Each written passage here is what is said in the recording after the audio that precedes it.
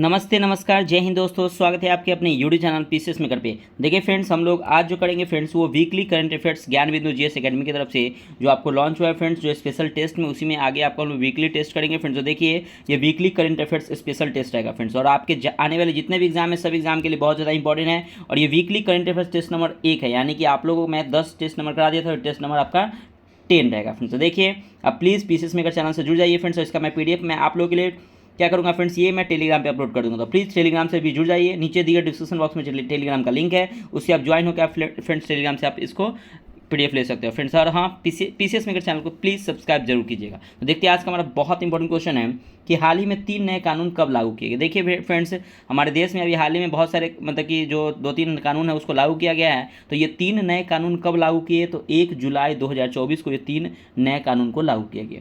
2 number question है आपका कि भारतीय न्याय संहिता 2023 किस कानून की जगह लाया गया है। देखिए भारतीय न्याय संहिता 2023 जो है ना, यह किस कानून की जगह लाया गया है, तो आईपीसी 1860 की जगह लाया गया। ध्यान रखिए, बहुत इंपॉर्टेंट है कि भारतीय न्याय संहिता 2023 जो है वो किस कानून की जगह लाया गया, तो आईपीसी जो है 1860 की जगह पे लाया गया है।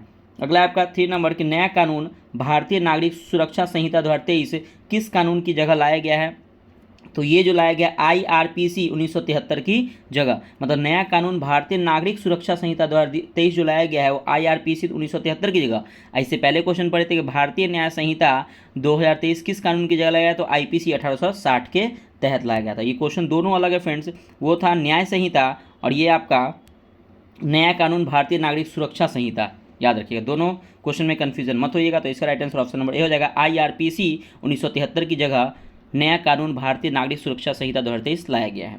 अगला आपका 4 नंबर कि नया कानून भारतीय साक्ष्य संहिता 2023 किस कानून की जगह लाया गया है। तो देखिए नया कानून भारतीय साक्ष्य संहिता 2023 जो है वो भारतीय साक्ष्य अधिनियम 1872 के तहत लाया गया है। याद रखिए 1800 ये साक्ष्य संहिता है, ऊपर हम लोग सुरक्षा संहिता पढ़े थे।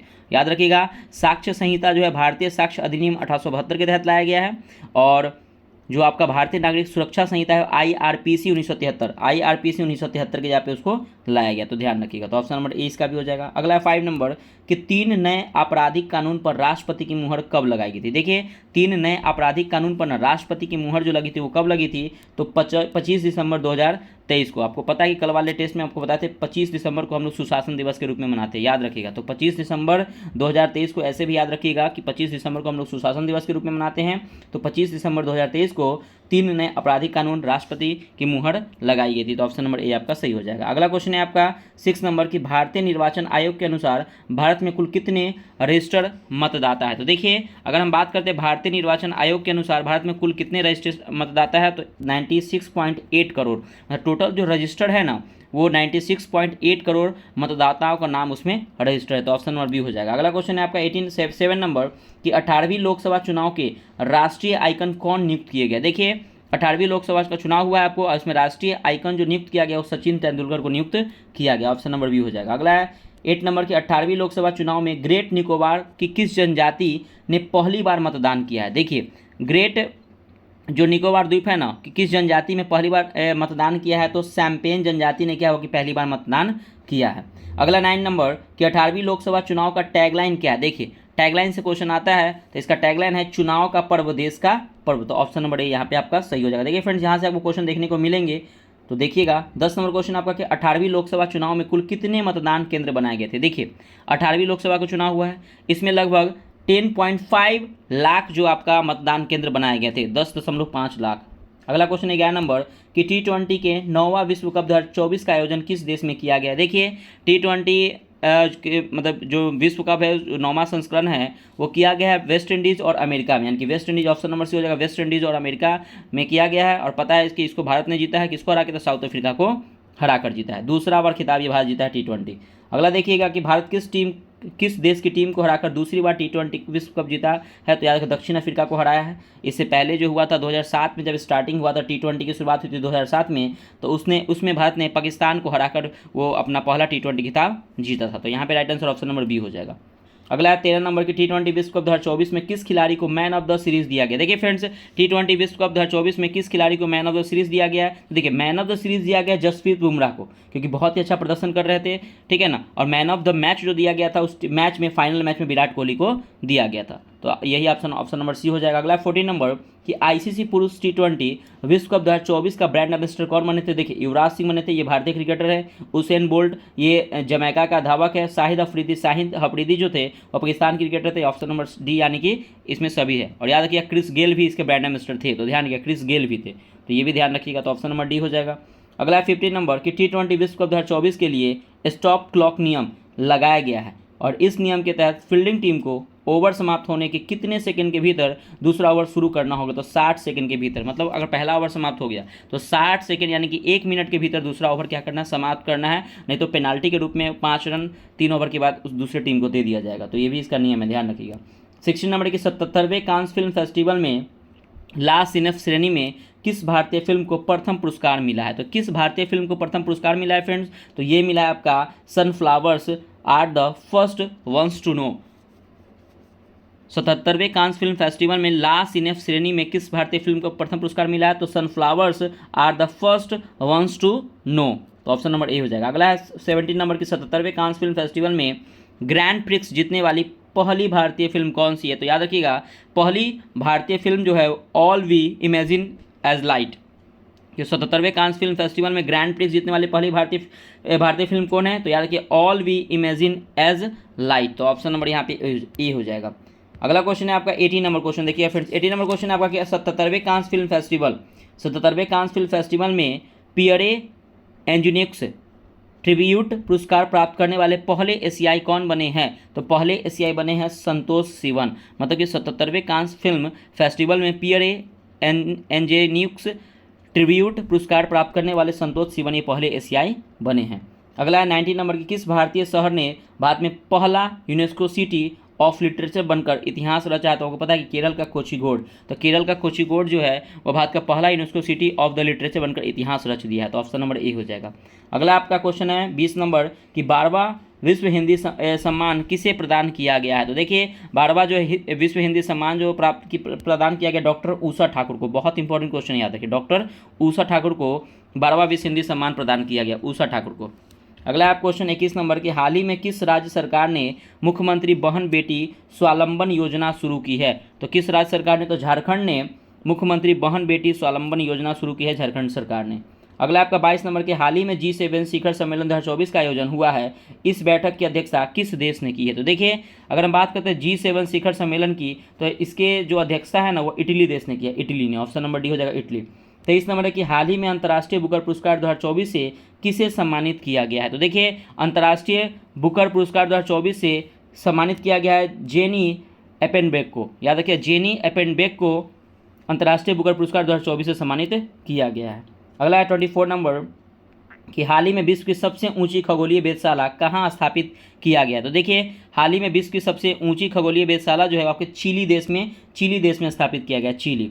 अगला 25 नंबर के हाल ही में कहाँ भारत ओलंपिक अनुसंधान केंद्र का उद्घाटन किया गया है। तो देखिए कहाँ पे किया गया है भारत का ओलंपिक अनुसंधान केंद्र, तो ये क्या है गुजरात के गांधीनगर में। तो ऑप्शन नंबर हो जाएगा गुजरात का गांधीनगर। अगला 26 नंबर की हाल ही में हेमिस महोत्सव 2024 का आयोजन कहाँ संपन्न हुआ। तो देखिए पूछा जाएगा कि हेमिस फेस्टिवल जो है किस राज्य में मनाया जाता है। तो ये लद्दाख में जो है वो हेमिस महोत्सव मनाया जाता है। देखिए फ्रेंड्स इससे पहले मैंने आपको ना आप एक बार ये पीसीएस मेकर चैनल को विजिट कीजिए, वहाँ पे प्लेलिस्ट दिखेगा और वहाँ से ना 1 से लेकर 20 तक आपको प्रैक्टिस सेट है फ्रेंड्स, और 1 से लेकर आपको 10 तक वहाँ पे प्रैक्टिस सेट है। बिहार पुलिस, तो देखिए बिहार पुलिस नहीं, वो सभी एग्जाम के लिए। तो वहाँ पे देखिए ना बहुत सारे करंट अफेयर्स का मैं वीडियो वहाँ पे बनाया हूँ, तो आप सेट्स को देखिएगा तो आपको समझ में आएगा। वहाँ पे जितने भी आपका जो क्वेश्चन है ना 4 ऑप्शन जाते हैं, तो चारों ऑप्शन को मैं अच्छे से एक्सप्लेन वहाँ पे किया हो। तो प्लीज़ फ्रेंड्स आप उससे जाके जरूर देखिएगा। टोटल नंबर ऑफ 50 क्वेश्चन है और आपको लगभग 28-30 मिनट का वो वीडियो रहता है, तो प्लीज़ आप उससे जाके देखिए, आपको बहुत ही बेनिफिट उससे मिलने वाला है। तो प्लीज़ एक बार पीसीएस मेकर के प्लेलिस्ट में विजिट कीजिए, वहाँ पे वीडियो जो है उसको आप एक बार देखिए फ्रेंड्स। आपको विश्वास दिलाते हैं कि आपको जरूर अच्छा लगे, एक बार जरूर आप उससे जाके जरूर देखिएगा। अगला क्वेश्चन है 27 नंबर की हाल ही में किसे UNHCR का वैश्विक सद्भावना राजदूत किसे नियुक्त किया गया है। तो नियुक्त किया गया आप किसे, तो थियो जेम्स को UNHCR का वैश्विक सद्भावना राजदूत नियुक्त किया गया है। अगला क्वेश्चन है आपका 28 नंबर की हाल ही में वॉन जलवायु सम्मेलन 2024 कहाँ संपन्न हुआ है? देखिए वॉन जलवायु सम्मेलन जो हुआ है वो आपका जर्मनी में संपन्न हुआ है। वॉन जलवायु सम्मेलन जर्मनी में संपन्न हुआ है। 29 नंबर के हाल ही में कहाँ पर गैंडा के अवैध शिकार पर रोक लगाने के लिए उसके सींग में रेडियोधर्मी पदार्थ का इस्तेमाल किया गया है? तो ये देखिए फ्रेंड्स, ये जो किया गया दक्षिण अफ्रीका में। और ये रेडियोधर्मी पदार्थ ये होता है ना कि मान लीजिए कि जो अवैध शिकार करने का मतलब क्या कि जो गैंडा जो बड़े बड़े जानवर होते हैं उनको हत्या करके उनका सींग निकाल के बहुत ही महंगे दामों में मिलता है। तो देखिए फ्रेंड्स, इसमें रेडियोधर्मी पदार्थ इसीलिए लगाया गया ना कि अगर उस सींग में रेडियोधर्मी पदार्थ जैसे ही लगेंगे, जैसे वो गेंडा अगर मरता है जैसे, तो उसका क्या होगा ना, उसमें रेडियोधर्मी पदार्थ निकलेगा और वो गेंडा का जो सिंग जो होता है वो ऑटोमेटिक खराब हो जाएगा। इसलिए इसको रोकने के लिए दक्षिण अफ्रीका ने क्या किया है कि अवैध शिकार को रोकने के लिए इसका प्रयोग किया है। तो ऑप्शन नंबर हो जाएगा बी। अगला क्वेश्चन देखिएगा। अगला क्वेश्चन 30 नंबर की हाल ही में किस भारतीय को कॉमनवेल्थ शॉर्ट स्टोरी पुरस्कार 2024 दिया गया? तो किस भारतीय को दिया गया? तो ये संजना ठाकुर को, संजना ठाकुर को कॉमनवेल्थ शॉर्ट स्टोरी पुरस्कार 2024 दिया गया है। अगला 31 नंबर की नेत्राल झील कहाँ अवस्थित है जो जलवायु परिवर्तन से अत्यधिक प्रभावित हो रहा है? नेत्राल झील, तो नेत्राल झील जो फ्रेंड्स आपके अवस्थित है वो तंजानिया में, तंजानिया में। तो नेत्राल झील कहाँ अवस्थित है? तंजानिया में, जो जलवायु परिवर्तन से अत्यधिक प्रभावित हो रहा है तंजानिया में।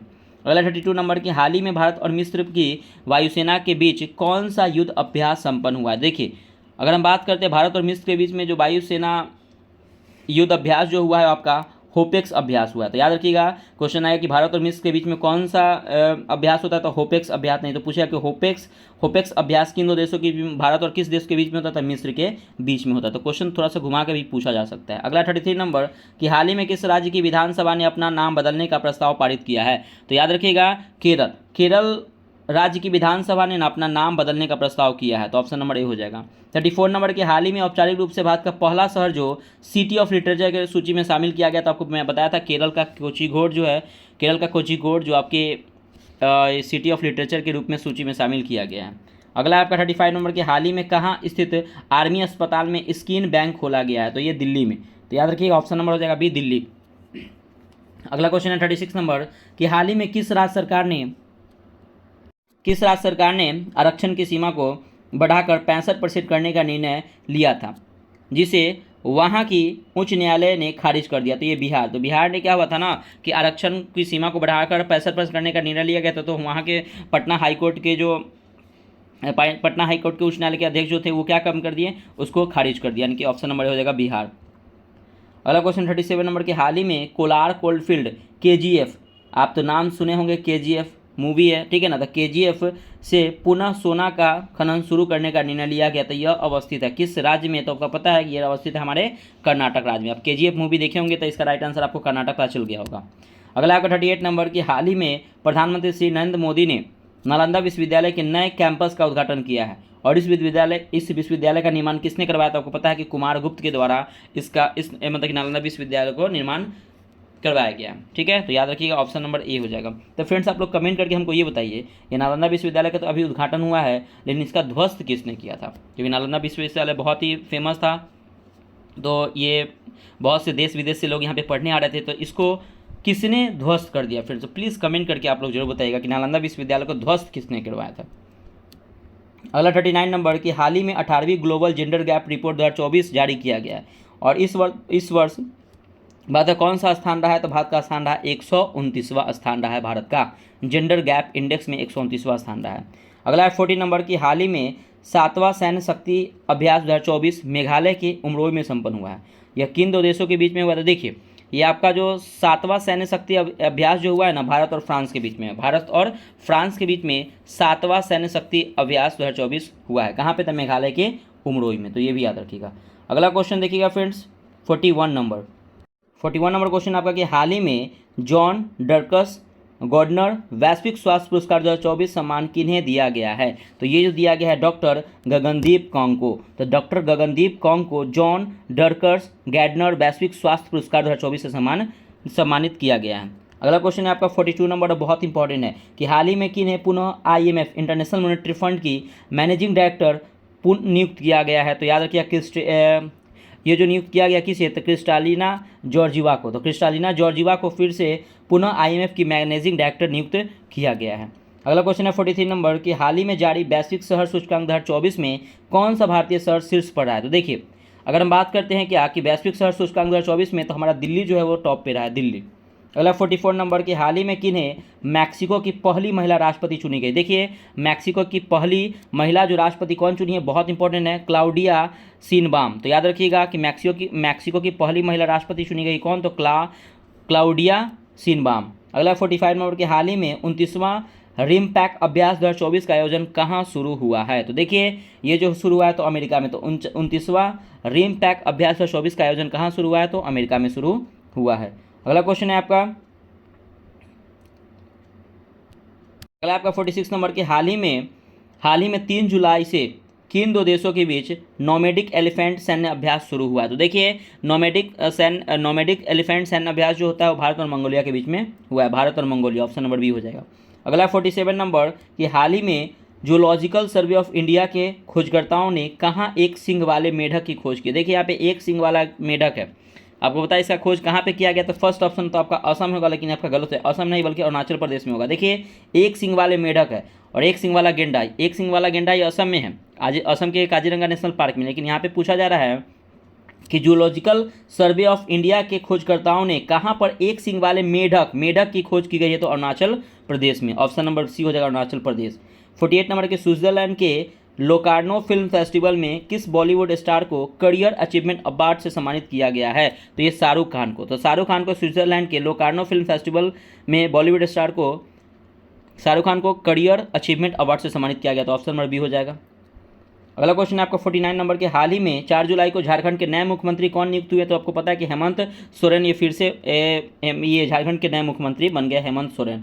अगला 50 नंबर की, 6 जुलाई को कौन सा दिवस मनाया जाता है। देखिए 6 जुलाई को विश्व जूनोसिस दिवस मनाया जाता है, विश्व जूनोसिस दिवस 6 जुलाई को मनाया जाता है। तो यहाँ पे आपका फ्रेंड्स ये जो वीडियो है यहाँ पे कंप्लीट होता है फ्रेंड्स। तो प्लीज़ आप पीसीएस मेकर चैनल से जुड़ जाइए, मैं आपको इसका आंसर भी भेज देता हूँ। प्लीज़ आप टेलीग्राम से भी जुड़ जाइए, मैं आपको ऐसे वीडियो प्रोवाइड करूँगा। और देखिए फ्रेंड्स कल आप लोग का टेस्ट नहीं है, यानी कि कल संडे है, तो संडे को ये टेस्ट नहीं होता है। तो प्लीज़ फिर मंडे से हम लोग कंटिन्यू को टेस्ट को फ्रेंड्स करेंगे, ठीक है फ्रेंड्स। तो प्लीज़ पीसीएस मेकर चैनल से जुड़ जाइए, सब्सक्राइब कर लीजिए और लेटेस्ट वीडियो के लिए आप प्लीज़ चैनल को सब्सक्राइब करते रहेगा। मिलते हैं नेक्स्ट वीडियो में, बाय बाय, जय हिंद दोस्तों।